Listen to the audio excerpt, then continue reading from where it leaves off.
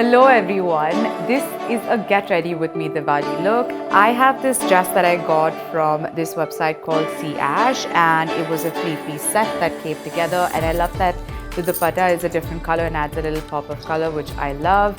So all of my jewelry or accessories are borrowed from my mom's personal collection, the rings, the bangles, the bag, the watch as well. This earring I actually got out of a street in Chennai. I can't even remember, it was just random street shopping. I happened to pick it up and it worked for this outfit. So I put it together like this. I've just, put a little curls in my hair, and you've already seen the makeup. And I've just paired this entire outfit with these Juttis that I got from Festive. They're just gold studded ones. So that is my final look for the Diwali celebration, and I want to invite you guys to come celebrate Diwali with me and my family, and I'm super excited. So let's go celebrate.